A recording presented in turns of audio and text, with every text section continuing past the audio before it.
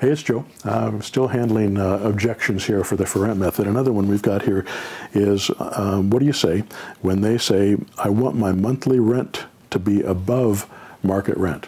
It's the most important thing that you can do when putting together a for rent deal is making sure that the market rent is at or below market rent.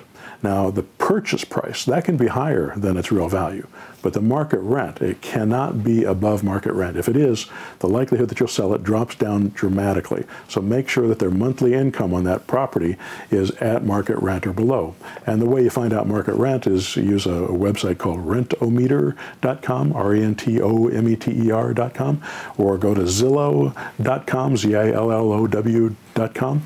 Both of those have market rent in there, and they're not always accurate. So the other way to find out is to go into Craigslist, into the for rents, and see what is renting in there and try to get a ballpark idea of what's going on. Once you get to know an area pretty well, you're going to know what the market rent is. But rents fluctuate. You know, just recently here in town, in my town in Indianapolis, our rents have dropped a little bit, have softened a little bit, maybe 5% or so over the last year. And that's because we've had some hedge funds come in and buy a bunch of properties in Indianapolis, just hundreds of properties in Indianapolis. So it's made the rental market a little softer, and it's dropped our values a little bit. But I believe that'll go back here in the near future. At least I hope. I've got a lot of rental properties. So here's the objection, the way to handle that objection.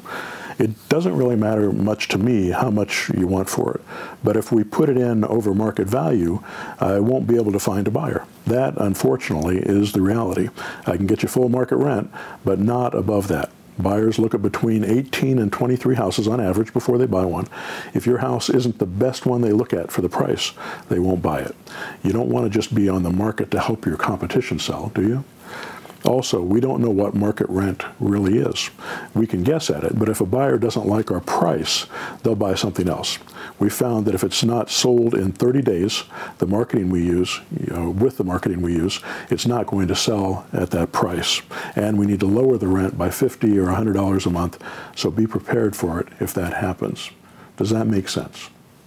So take them through that process, ask them questions about it, always follow up with the question and get them to respond to what you're saying. And if it makes sense to them, then you can move on and, with the next close. All right, hope that helps. Good luck.